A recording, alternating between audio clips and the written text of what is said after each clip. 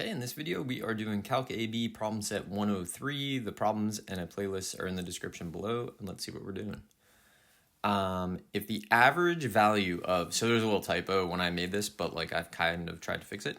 The average value of f prime of 3x on 1 to 5 is 18, and f of 15 is 280, find f of 3. Initially it said f of 3x, and there's just nothing you can do in that case. All right, so average value is the integral divided by the interval. I'm just going to set that up. So integral of f prime of 3x from 1 to 5 over 5 minus 1 should be equal to 18 because that's what's given. So 5 minus 1 is 4, and 4 times 18 is 72. So at this point, we have the integral from 1 to 5. F prime of 3x dx is 72. All right. Now we got to take this f prime of 3x thing and deal with it. So we deal with that by doing u substitution. So I'll say that u is 3x, which means that 1/3 du is dx. We also have to change the bounds, which is the number one most forgotten thing. Actually, I think the dx substitution is number 1, and then changing the bounds is number 2. But it's good to know the common mistakes so that you can avoid making them. So I'm going to change x equals 5 into u equals 3 times 5, so 15. And I'm going to change x equals 1 into u equals 3 times 1, or 3. So really, we are looking at a scenario where we have 1/3 the integral from 3 to 15 of f prime of u du is equal to 72. 3 times 72 is 216. So we're really dealing with 3 to 15. F prime of u du is 216.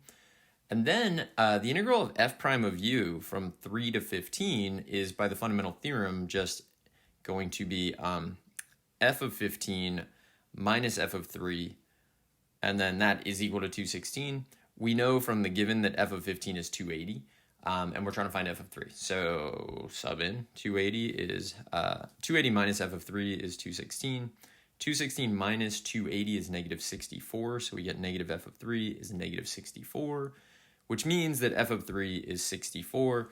Pretty interesting problem. It involved like u substitution, average value, and the fundamental theorem, and I like that. I like when a problem involves a lot of things. All right, next up.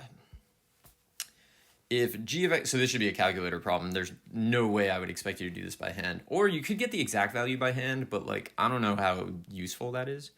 Anyway, if g of x is x times sine of x over 3, approximate the integral from 0 to 4 g of x dx with a midpoint sum using 2 subintervals of equal length. All right, so to start this, to kind of motivate it, I'm going to draw a picture.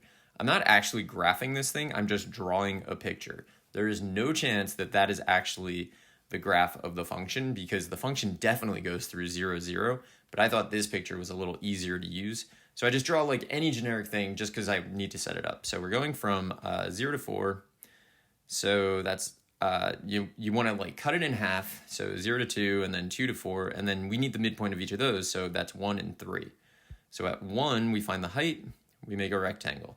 At 3, we find the height, we make a rectangle. That's all we're doing in this problem. So the integral, when we use the midpoint sum, each rectangle has a base of 2, so it's going to be 2. The first height is at 1, so that's going to be g of 1. And then the next rectangle has a base of 2. And then at the midpoint, we're at 3, so we have to find the height there, g of 3. Then I use a calculator. Somebody check that because I got it wrong like 8 times. I kept doing different things. I don't really know. I was trying to use Wolfram Alpha instead of like opening my laptop and actually using the Inspire and whatever. I ultimately got 5.703. I think it's right. Let me know if it's wrong. Next up, evaluate. So this is, I'm just cheating and putting 4 different problems in one problem to make it look shorter. The integral of, we got 3x minus 2 to the 8th, so I'm just going to do u sub there, and it's like reverse the power rule, plus 1 over 5x minus 3. I'm going to do u sub there. That really looks like a natural log to me. Plus 1 over the square root of 1 minus 49x squared. 49x squared is like, I don't know, suspiciously a perfect square. I think this is like 1 over the square root of 1 minus u squared. This is an arc sign, so I'm expecting that. And then minus secant squared of 18x. Secant squared is the derivative of tangent, so I think we'll be okay there.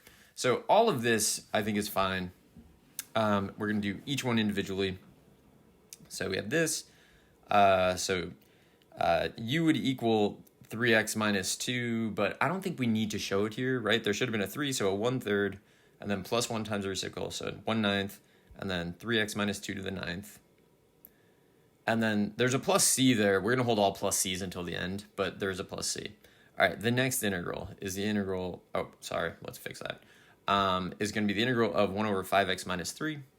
So there should have been a 5 in the numerator by the chain rule, so a 1/5 on the outside, and then it's natural log absolute value 5x minus 3. If you need to show the work, show the work. Nobody cares if you're showing more work, like just go for it. Nobody cares in a negative way, not nobody cares in a positive, what? I don't even know. I don't know how to say that, but nobody's going to make fun of you if you show more work.